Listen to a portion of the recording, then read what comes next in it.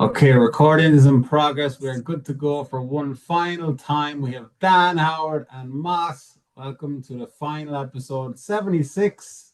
Oh, Jesus Christ. Of the Football Fanatic podcast.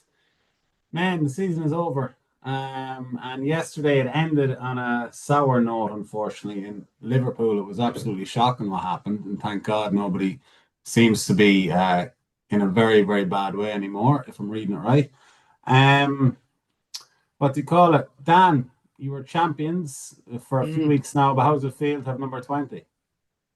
Yeah, brilliant. Like it's been a strange one because I haven't actually enjoyed watching them over the last couple of weeks.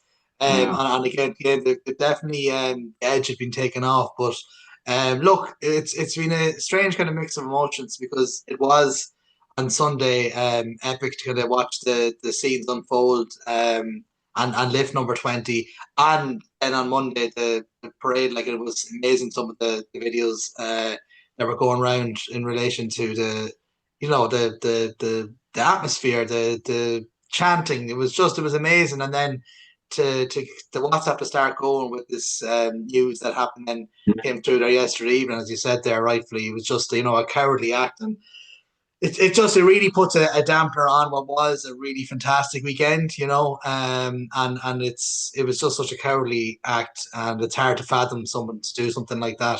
And as you said, are thankfully, I think there seems to be some who are critically injured, but thankfully, as I said, as we know now at the moment, anyway, that it's not as bad as what I anticipated from some of the videos that were flown around, the footage I seen. It was just a bit shocking. Yeah, absolutely. I think You know, I thought we would genuinely be hearing that, a couple of people mm, would have passed away given the video, like, but I mean, thankfully they didn't. and it's hard, like, when things like this come out, because you don't know what to believe, because social media and everything just goes like crazy and into overdrive as to what's going on. But like it became quite clear and quite evident as to what had happened, and I was concerned because I had friends that had gone over to it. I had even flirted with the idea of going over myself, and that was kind of the first thing I did, was just send a few messages to check that people that I knew that Yeah. were over there, were they all right. So yeah, look, but to go back to the positive, it's been a fantastic season for Liverpool, for the club. And yeah, like as I said, the last couple of weeks have just been strange to have been at the stage of kind of like the title is over. You can see that they're on the beach. Like some of the players were literally on the beach during the week in between games. And then it's just exciting the way it's kind of transpired with the transfers, that there seems to be a lot of positive news coming out of the club already. And we're not even, the transfer window is even open, which I can't really remember in the last number of years anyway for Liverpool to have been so active so early. So that's Yeah. exciting as well, looking ahead. Um, what do you call it?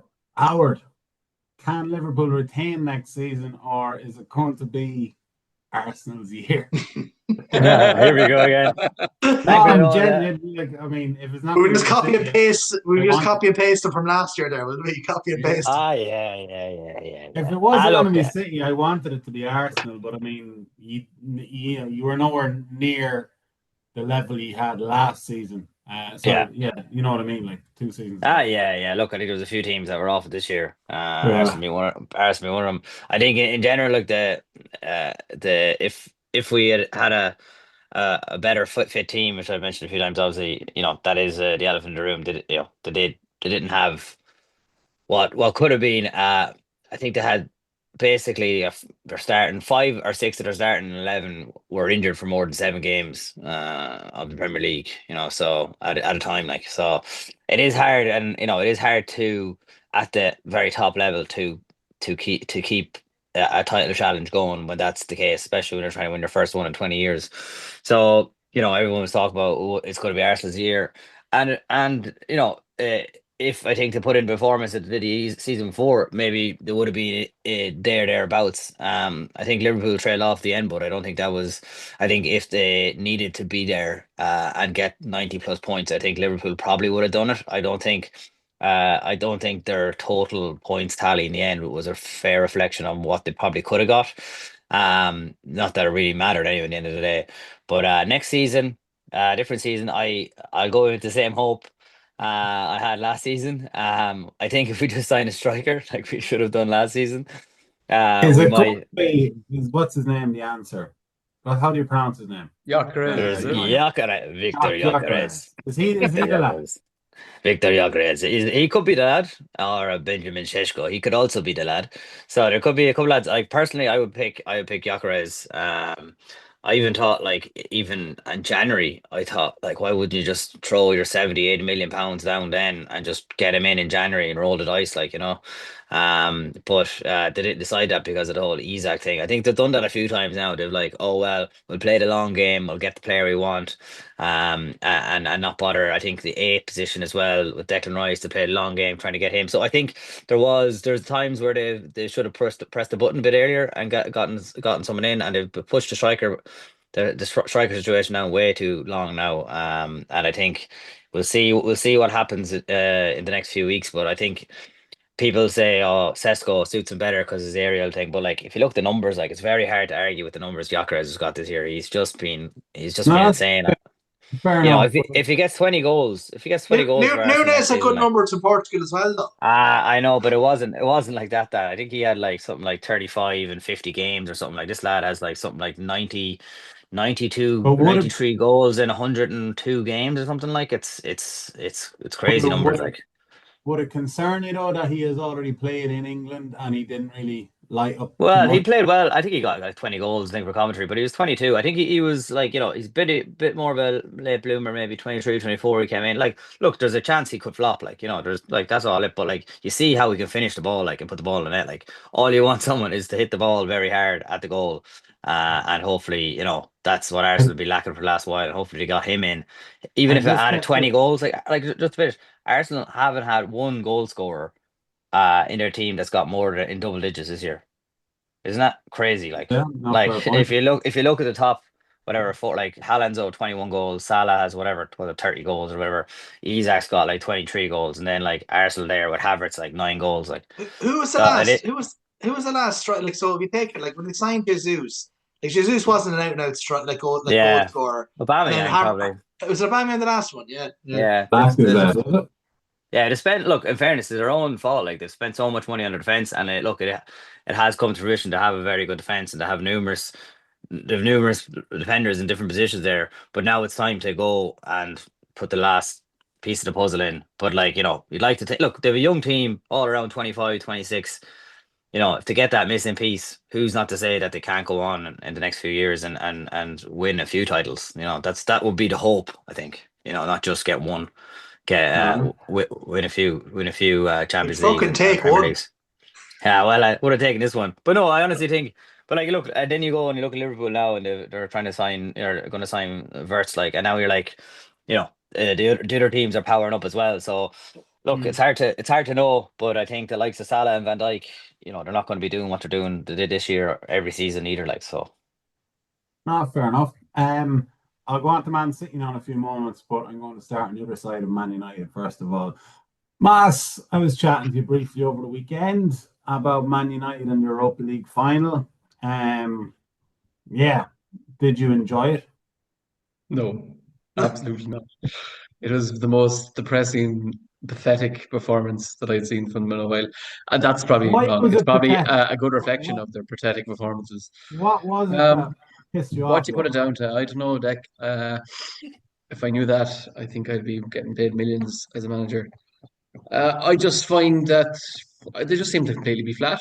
And the performance they put Yeah, in against Villa at the weekend was what I think Amron wanted them to do or was expecting starting Mount and whatnot in that position. But never got going against a pretty like it wasn't great Spurs performance. It was two teams no, not at all. afraid of losing more so, and yeah, It neither was a team really. very weird atmosphere. Like someone over the weekend said to me, it was like a championship playoff type match. Like the level, yeah, it wasn't like the level was. It was very much 17 versus 16 in the Premier League. I mean, it was just the level was nowhere near what you would expect in a big European final. But I mean, look, they were there on merit. They got there. Um, yeah, it was flat. It was flat from both teams. I mean, nobody really kind of took the game by the scruff of the neck. I I suppose think it's just a reflection that when you got to the point where, like I said in the pod last week, I think that I fancy Spurs and whoever got the first goal, I reckoned would probably win it, and that's unfortunately the way it played out. And we have created opportunities, but we just can't score. Like, and when Mickey van der Ven bicycle clears it off the line from Highland, Yeah. I kind of felt this is, like there's big moments in games like that, and you need to finish when you get a glaring opportunity like that. And Yeah. we didn't, and it was an exceptional clearance at the same time. But it kind of felt for me was like United huff and puff in a lot of games. They create decent openings, but they just never seem to be able to finish. And or like if you're looking at numbers since Amran come in, our expected goals per game have gone up, our possession has gone up, but results haven't. And a lot of the time is us like not scoring. And Aston Villa at the weekend was nearly another classic example of that, where we were dominant, one of our better performances, created chance after chance after chance, and then our keeper came out and basically handed Morgan Rogers the ball, and only for a like technical error, Villa would have been winning up in a game that they were completely outplayed. And I'm not saying we Yeah. were playing teams off the park, but that kind of level of shooting yourself in your foot week in, week out makes everything that much more difficult. And that's why I think No, we fair were point. going into the or into the Europa League final, that we didn't want to be the ones to mess up, didn't want to be the make the mistake, because they're so Yeah. mistake prone. And I suppose like it's a big summer for United, and not just who you bring in, but who you let go. If you had the option, like, who would you keep? I suppose because you've heard like there's going to be a fire sale of all the players, etc. But obviously not going to do that. So like, who would you like to keep? Who do you think is important to kind of get yourselves I think back up the Bruno's table next Bruno's season? kind of your obvious choice. Yeah, Ahmad, based on this year, I think Xerxes offers stuff to the team that allows you to maybe change your system around and connect the play a bit better without being an out-and-out goal scorer. Mid uh, Mount, maybe if he stays fit. Maguire's relatively important. Yarrow absolutely looks like he could really be the makings of something there, but like there's no one I'd be overly disappointed aside from that if they're sold or if they're gone, because the likes of Rashford and that, he's gone, Sancho's gone in my head. I'm like, you've had your chance. Things, they're not in the bad terms, but I feel like the right move is for them to go. Luke Shaw would be another one I'd be happy enough to see leave. Dallo is grand, fine, like as in he's a good squad player or whatever, but I wouldn't be devastated if he left. There's not many I'm going keeping. Promote your would youth, there because be would there be any fear of saying next season that you could have a worse season? And when I say worse, there's only one direction you're going. Like, yeah, well, I suppose that, like it's of course it's a possibility. But as a genuine fear, I don't think so. And ah, I probably don't have evidence to back that up in terms of what I've seen. But I just feel that Amran, there's something there, and I don't know. I don't have anything tangible to say what it is, but there's just the way even the dealing with um, Garnacho just reminds me of very much I'm in control, and you have the audacity to question me as manager. Fine, fuck off. I like that. You need that in a manager. And fine, yeah, you can argue I came to you. If he's got a shit attitude, fuck him, get rid of him. We don't want him. And he doesn't fit the system. And my only fear is that they go big this year. And if they don't get Champions, like if they go big this year, they have to get Champions League football, because they'll still be paying for this in 2 years' time. And that's where PSR is going to be a problem. They can sell assets this year that they're not going to have in 2 years' time if things go wrong. So they're in a very, very precarious position financially. So I think they're really going to have to find some players youth from the youth system. They're going to have to make some clever investments, and try and steady the ship. Like you realistically, we got top seven last this next step seven, top eight, like conference league. It's a serious improvement, and it's horrible to be in a position that I'm saying that. But we got, like I said this year at Saturday, I thought to finish seventh when we did our predictions pod, and were I was what 10 places off. Like, so it is what it is. But I do think that they can't be worse next year. If they're anyways worse, we'll have a new manager by October. Yeah, that's a good point. fair enough. Actually, you said I know Howard on the Merson said recently, if you're not in the top two at Christmas time, that Arteta Arteta a bit. go. Yeah, I don't know. I don't. Yeah, look, these lads have nice sound bites put in, but I think it's a big year for Arteta. Like the bottom line is the players are mad about Arteta and they're playing for Arteta, and that's like once you lose the manager, once you lose the players, that's it. But I can't, I just can't see that happening. Like, when they're down tools and don't play for the manager and start dropping points, then you can see them not wanting anything. But I think he's built up such a kind of bond and everything with the owners and with the players themselves. I just can't see that scenario happening. If they were look, if they were, I can't see them being more than out of the top four by Christmas. And when it comes to the top four Christmas, anything you can still go on and win the league if you're fourth at Christmas. Like, you know what I mean? So I don't buy into that whole rhetoric. Like, they were third, I think, going into Christmas last season, and then they nearly won all their games in the second half of the season and just missed out by 2 points. So I don't like Merson saying that. I can understand, like, everyone's putting like, oh, Arteta is under pressure next year and all that. I get that, but like, pressure comes when you're losing your squad and you're losing the players that are not playing for you anymore, and just that's just not happening. I can't see that happening anytime soon with the Arsenal squad, because you hear Saka or Rice and all coming out. They're all really behind the manager and really behind the way they're playing and all that. So I just can't see that going. I look, anything can happen, but I don't read too much of them into them kind of comments. Suppose Dick, after how are you feeling now? You've kind of it was a strange Man City season. I feel I'm exhausted after the weekend, I'll be honest. But not for footballing reasons, because Kieran, a good friend of the pod, he got married, and it was a hell of a weekend, and I'm wrecked. Footballing wise, I'm feeling a lot better than it was back in around Christmas time, because it was a shit show. I mean, Jesus Christ, think back to some of the games, 4-4 against Feyenoord. I don't know how many games we lost on the trot, but it was a disaster. Players getting injured, but again, they were using this excuse about injuries. We still had good players that could have been there and could have, but whatever it was, and nobody seems to put their finger on it. It just fell apart.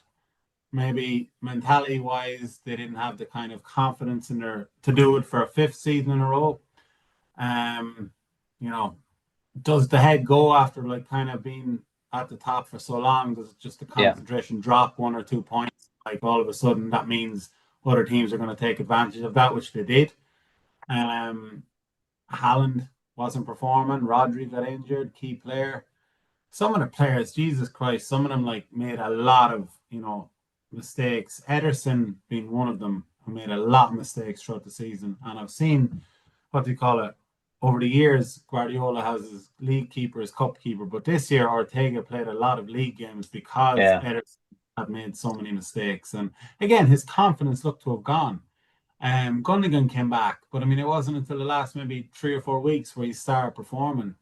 De Bruyne, I'm convinced that him and Pep are not leaving on good terms, because in all his farewells and everything like that, like, I maybe you have read it, but I haven't read how he kind of wishes Guardiola the very best. He said, I wish the fans the very best, and Manchester is home, but I haven't heard anything about Guardiola, so I do think that they're not leaving on the best of terms. Lots of different things. I mean, an aging squad. We depended so long for Kyle Walker's pace at the back to kind of bomb forward, but as well as track back and dig us out of holes. That wasn't there. He lost a few yards. Left back seems to have been an issue, and Gavardiol has filled in there. But yeah, there's lots of little things that seem to have kind of happened at the same time to kind of create what did happen during mid-season. I don't know if we can say that we came back, we bounced back. Even if we did improve our results, there was still big gaps in the team. It's a big summer. Likewise for a lot of clubs, there's going to be a lot of incomings and a lot of, well, Pep Guardiola says a few incomings, and if there's more than a few, like, he'll quit. So again, he probably needs a break more than anyone as well. yeah, Uh, it's a lot of stuff going on, but I think in a team like that, when you've had a season like that, you just need fresh players. You need kind of fresh energy. And as players in that team that have been there for a long time, De Bruyne being one, so he's gone. I mean, there's talk of Grealish going. probably not the worst thing in the world because he hasn't done what he can do. I think everyone can agree with that. Bernardo Silva, there's talk of him going. That's been kind of talked about for a couple of seasons now. Marmoush has come in, and fair enough, like he probably has been one of the positives of the season. His goal against Bournemouth being probably for me goal of the season. Yeah, it'll be So you kind interesting of to see. just although it's been a really surprising and maybe revelatory season for you, you're sound a bit more optimistic as you edge into the summer and look Oh into next year God, that it's going to be a it, different city. I mean, look, the league was gone from probably November onwards. And I mean, yeah, we were down like seventh and eighth at one stage, and I mean, this was Oh, with poor you. better than the 17th or 18th, fair enough. But what do you call it? No, like it was for a team that had kind of been on top for so long to have just gone off the boil so quickly. It was, it was a shock to the system. And what do you call it? It was never like it was never awful kind of what's the word like crisis situation. But I mean, it was bad. Considering the standards that like City, Liverpool, and Arsenal kind of made each other or brought each other to over the last 4 and 5 years. For City to just drop off out of nowhere, it was crazy to see, and nobody could put their finger on it. They said Rodri getting injured, fair enough, a big player, but there was still enough talent in that team to pick up the slack, but they didn't do it. So I mean, yeah, it was very, very kind of poor form mid-season, and we did fall down the table. Thankfully, they did invest in January, and they needed to, and we picked ourselves up and got back into the Champions League places. And I mean, look, we don't know what's going to come in the summer either with this whole verdict. We thought we'd have a result back in March, but nothing has kind of But the came to whole fruition. season talking about this. Yeah, This lower Yeah, when panic. everything's going. What's it going to be?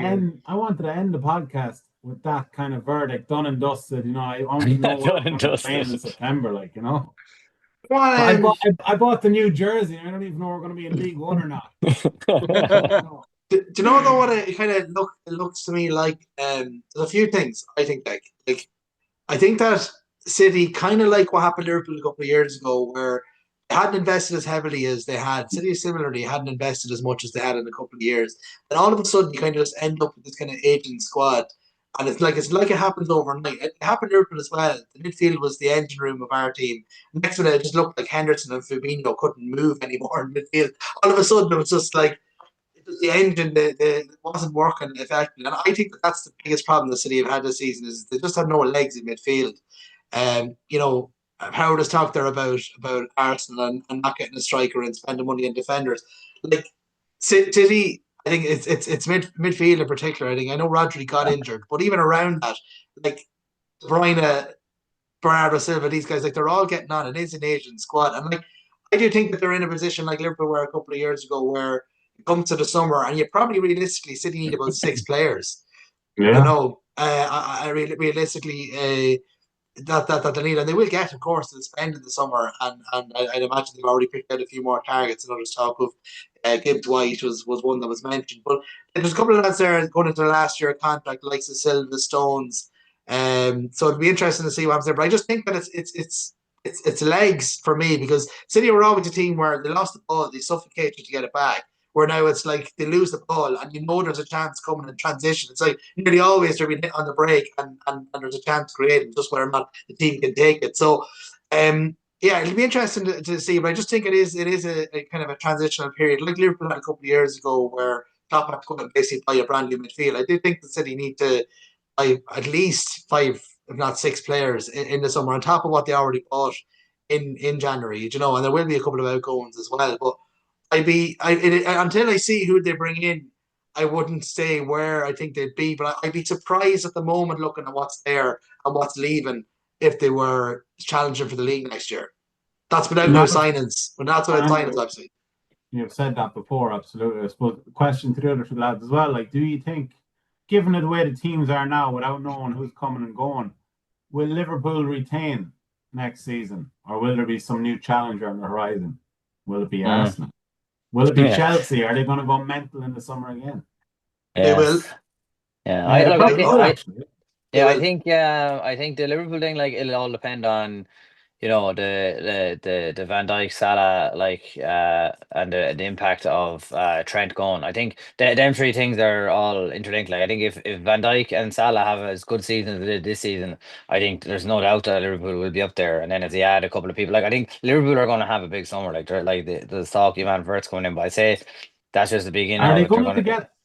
Is that like you actually? It was mad over the weekend. Okay, like because this Florian Wirtz had he had been in Manchester. Dan, I don't know if you believe me or not. That was a fact. He was in Manchester, all right, and he was being given a tour of the stadium. He met Pep. He went back to Germany. He said, "No, I'm staying in Germany." And then what do you call it? Over the weekend, I was talking to Howard. He's going, "Dad, you see the news?" I go, "What?"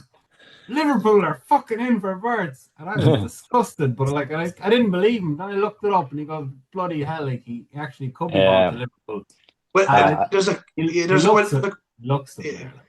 yeah, there's a couple of things on that. So I don't know whether he did or didn't. The report suggested that he came to Manchester, but he actually went to Liverpool. He never met City. But whether that's true or not, I'm not 100% on. But apparently, when Klopp was still there, Klopp had been trying to lure him. yeah, Originally, had been kind of he was the kind of starting point of that, and then it was very much for whatever reason. Anyway, it seemed as if he's decided that he wants to go to Liverpool, whatever way it was. It's been so that City have come out obviously and said, which clubs do, which is that the deal was too expensive.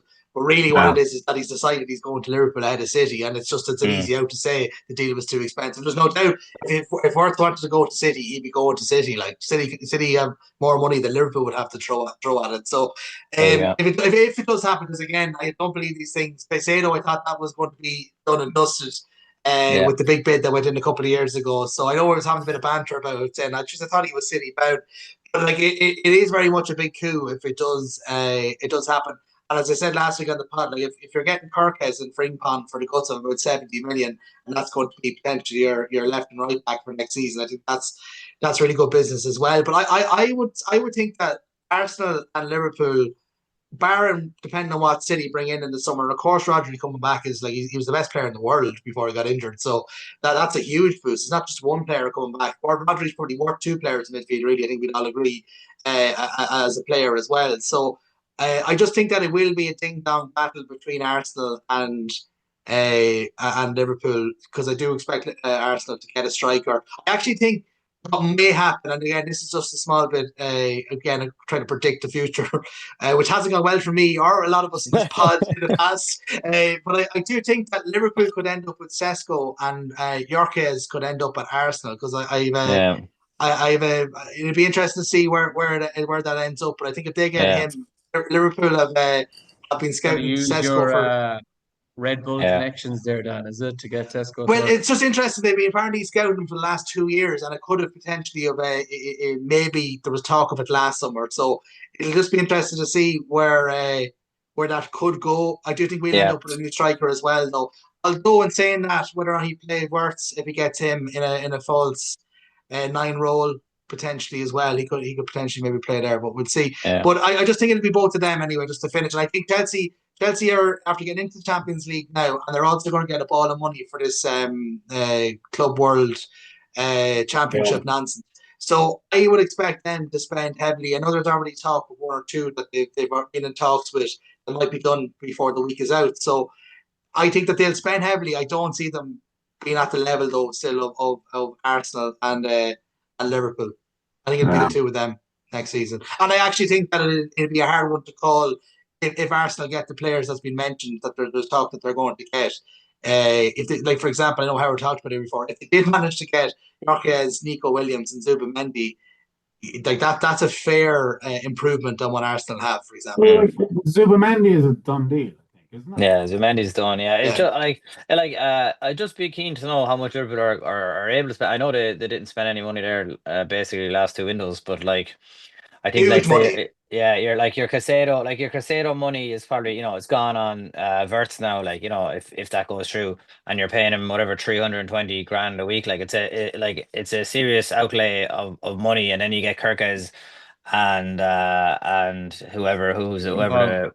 Yeah, for Frimpong, like for 70 million. So you're up near the 200 million there already. So the Yeah, yeah. question is, another 80 million on Sesko, you're up to 280 million, and like, do they have that amount to spend? Or maybe they do, I don't know, but like that seems like I, See, I, I that'd think they an have. awful be lot. averaged out over 5 years. So, Yeah, yeah, you're exactly. only And paying so much each year.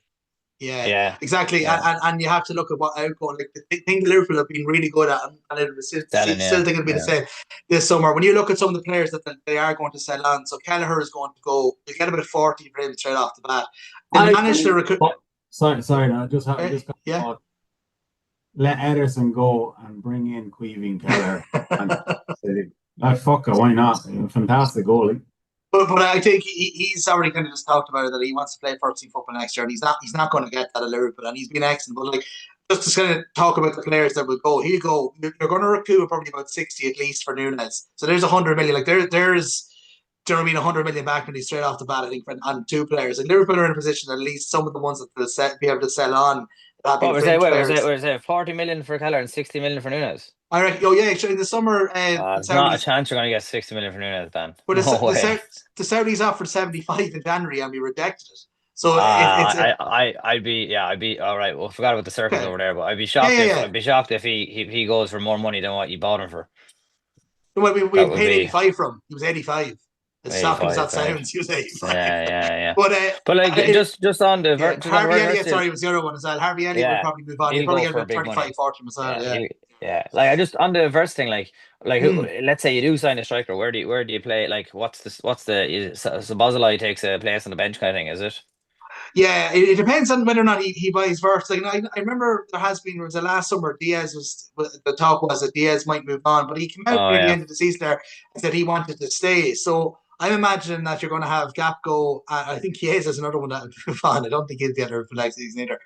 Gapco and Diaz off the left, and then it's whether or not then. Like, I think Jota's another one that could be sold. Sorry, he was the one I was forgetting about. I think he could be another one that might be moved on as well in the summer. I don't think Slap fancies him, and kind of was clear enough come the end of the season as well. He wasn't even playing them when the league was won, really. So I think he could be another one that moves on. So it's a question of whether or not then, yeah, or as you said, Verts not would play in like the Tabasli position, or not Tabasli would go deeper. I don't know. Like, to be honest with you, I'm not his biggest fan, so it wouldn't bother me too much. I'd like a bit of competition for him, if anything.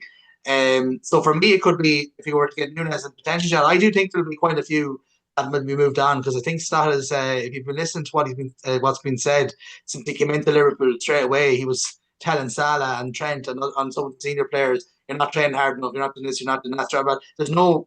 I think he is quite cutthroat, to be honest with you, kind of like yeah, Pep is with City. So I think there'll be a good lot. So I wouldn't be massively concerned. I think Mossy made the point there anyway.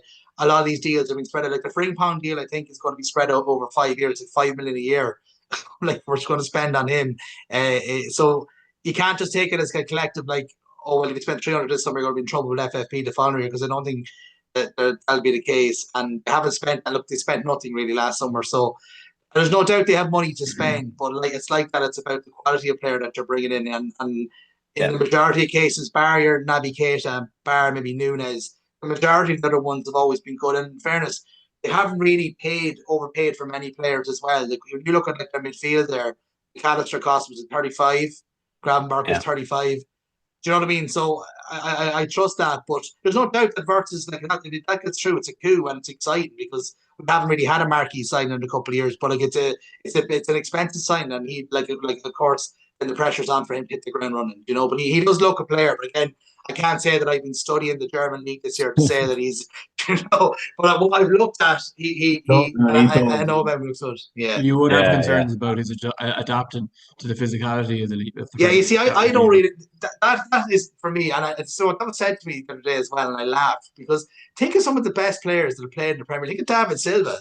Fuck me, like there's plenty of players that have come in that are that sort of stature, and like Florian Wirtz is nearly 6 foot. no, yes, but yeah, I'm yeah, not yeah, saying but, that, yeah, but he's yeah, yeah, he's not one to ride a tackle or anything. No, he'd be on the ground for the life. yeah. Yeah, I wouldn't be worried about that. No, no. I yeah. don't. I never buy into kind of that kind of the It's funny. physicality. I hate Yeah, when I hear clubs spending ridiculous money on one player. yeah. I, Rice is the closest thing to a success story I can think of Yeah. spending marquee crazy money on one player. I can't think of many others. So it'd always worry me when you're putting all your eggs in one basket. Yeah. Yeah. Um, I would argue though that Caicedo actually this season was excellent. I know he might be, Excellent. you know, the money, yeah, but I do think that he actually is quite good. He was the £100 million plus stud in his first season, but he actually, I don't know about Deep. I thought It this was season under him good. 120, wasn't it? Yeah, I wouldn't 320 mind him million a he little was. bit. Mainly when Lavia was inside. So yeah. like Yeah, yeah. Chelsea is an interesting story going forward because you're looking at the youngest squads, the youngest squad to get Champions League football, younger than David Leary's Leeds, like, and you have quality players based on their numbers. They should be doing like if you had a striker to bang in a few more goals, and they weren't relying on Nicholas Jackson, who, to be fair to him, had 15 league starts before he became their lead striker in the Premier League. Mm. Should really have been an understudy, but with a striker to maybe finish things off, the likes of Gyökeres and maybe Osimhen is another one that's been discussed. Mm.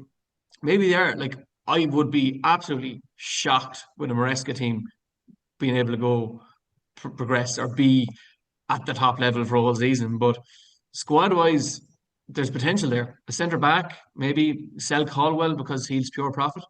There's Yeah. potential with Lavia to be kept fit in that Chelsea team to really push on and develop considering their age profile. So it will be Another interesting goalkeeper. going forward. I don't know. I think it'll be more open Yeah. next season. I think there'll If you be had to call it now, Moss, who's going to win the title next year? United. Fair enough. Okay, From Gary being Neville. relegated to winning the title now, like some fucking. Winning the championship, I think. Well, we've got a week to prepare for every game, lads, so we may as well fucking That's make the it. most. So, who do you think will win the title next season? I gotta go for Arsenal. Just because I've said it every year.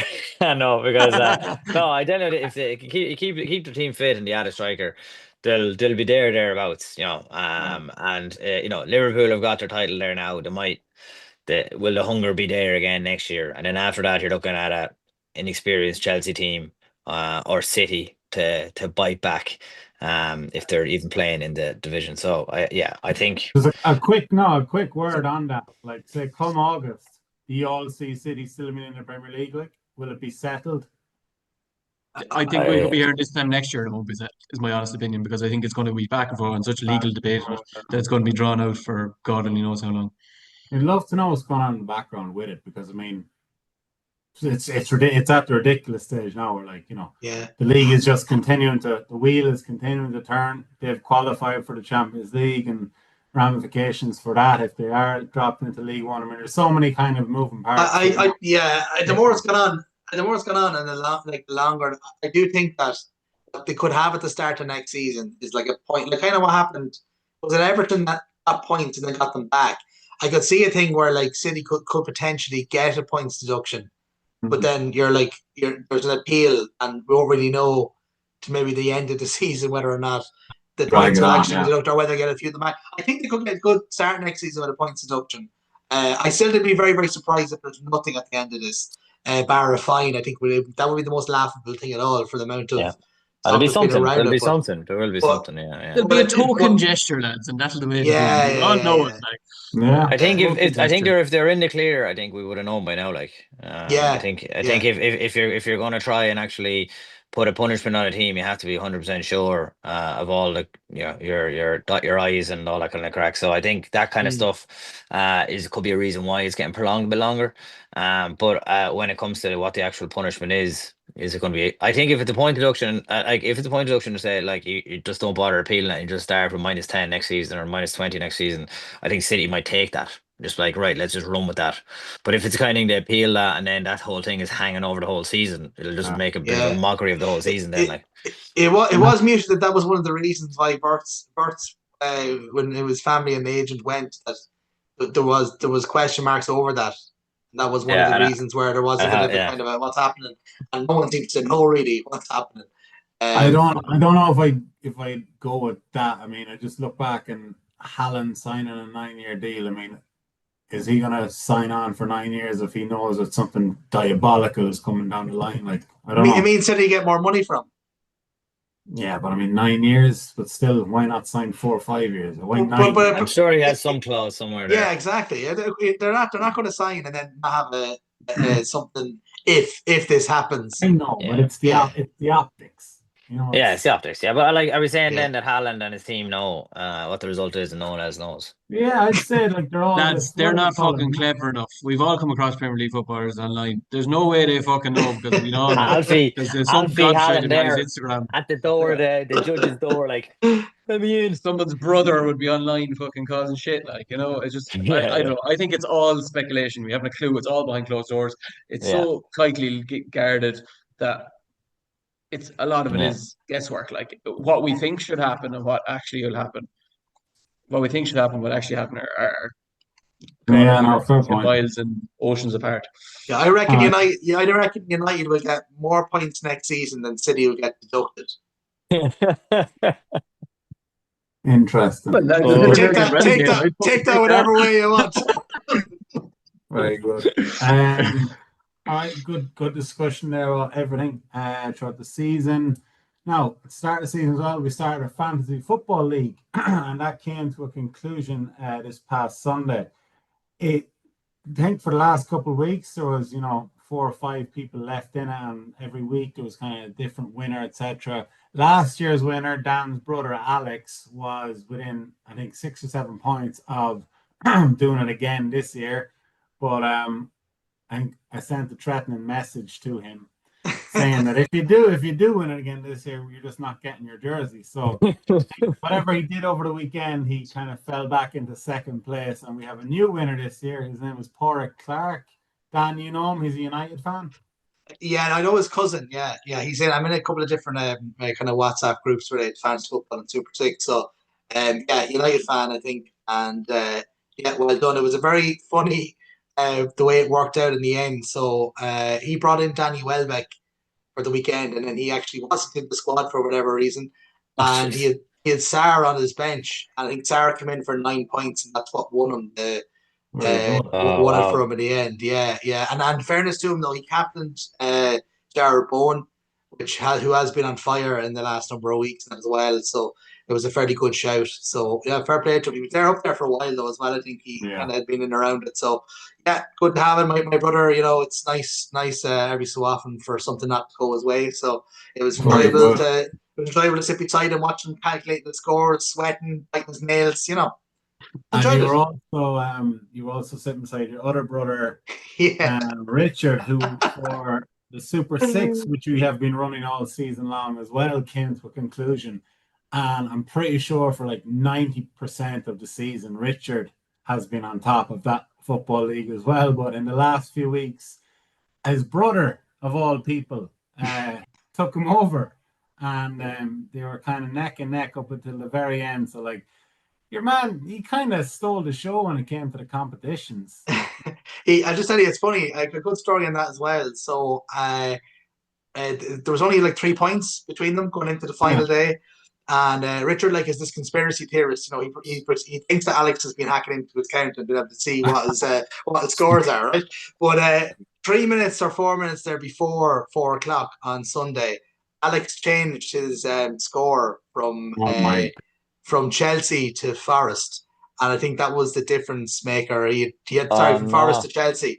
All right. He had Forest to win, and Richard had Richard. Sorry, yeah, he Forest Richard, then he swapped to Chelsea. So that was, I think, pretty much the difference maker. That 3 minute swoop to change one team, and that kind of pretty much won it. But you know what? The funniest thing of all was there was so much emotion going on within that period of time because Richard had, I never seen a man that doesn't support a football club to cheer a goal.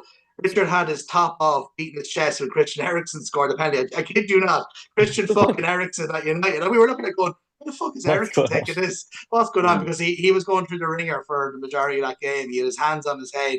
We had the 2 matches going, and he didn't even really acknowledge like that he lost the Super Six because he was in that much jubilation that they managed to cling on to the Oh, Champions yeah. League spot. And all he kept doing was beating his chest, going, we're back, walking around the sitting room. So he didn't even give a shit about Super Six in the end. But Alex did pip him, to it, yeah. Very good. So that kind of almost wraps us up. So that is He owe him money, man, actually. yes. Oh, yeah. So to Porrick Clark, he is getting a jersey of his choice. I presume it'll be a Man United jersey. And to Alex Coulter, he is getting €100 cold hard cash. So, Ooh. mate, look, two brilliant competitions. Down to the very end, down to the very last day, and that kind of wraps us up, man. 2 years on the run, coming to an end. Any Hard last to words? believe. Any highlights you'd like to bring up? Howard, I'd like to see your hair is back, grown, nice and Oh yeah, that was a good one. When I went to Turkey, That was a that great was a one. highlight, wasn't it? Very The- good. Who's your favorite guest? Oh, And There's the trust different. you, it was probably Mossy only. He's not really a guest anymore. Probably was Yeah, Mossy. I was Yeah. about to say, Or our when- best guest was probably Mossy because he turned into a regular contributor. But like, Yeah. Myself on the show, guys. Yeah, or when Lenny's in the dark, I like that. When the light switches off and Lenny's in the dark and he's just saying one of these muffled voices. You think he's like on some sort of true crime serial Yeah. killer podcast or TV I definitely series. think he's got the catchphrase of the pound shop pep. Definitely. that was That definitely was was one of brilliant. the best That was lines quality. dropped. Quality. very good. he had the little Bielsa thing. Remember, he had the little. That was very funny too. Remember the little The Bielsa. bucket. And the bucket. Yeah. The bucket, yeah, absolutely. Yeah. All right, very good. What do you call it? Cheers to everyone who has listened and watched. Should you ever look for an omnibus, every single episode is on YouTube under Football Fanatic Podcast. For now, until now, like Dick exactly. gets into politics now and have to take it all down. Oh, honest to God, yeah. What do you call it? Cheers to everyone who's watched and listened, taken part in fantasy football, Super Six. To all the guests who have been on and contributed to it, all the people who have given feedback over the years, and to the lads, Howard, Moss, and Dan, for all of your expertise and for coming on week after week, even though sometimes we may not have agreed, we always had good crack. And over the last few weeks as well, for Moss and Dan for holding the fort and hosting and keeping the podcast going. And that is it, man. Anyone have a final word you want to finish up with? I just think none of us would be here without you starting a deck. So a big thanks goes to you for Yeah. running No, it, no. uploading it, social media, all those jobs. We wouldn't be here without you. Thoroughly Yeah. enjoyed it. And Brilliant. yeah, it grew into something. It grew into brilliant crack over the last 2 years. And yeah, again, like I wasn't going to do it on my own, so I needed a team. I needed a team to kind of do it with. So, cheers to all of you, man. Thank you again to everyone who has listened and watched. And finally, I hope you've all enjoyed it. Okay. Jeez, lads, honestly, like between Gary Lineker and now Deck, I don't know, I'm an emotional mess. Yeah. But most importantly, we're leaving the podcast before the podcast leaves us. Yeah. I'll leave it there, man. All right, lads. Thank you very much. Okay. Peace. Thanks, Dex. Thanks all. Good one. Cheers. Good luck. Thanks. Come on.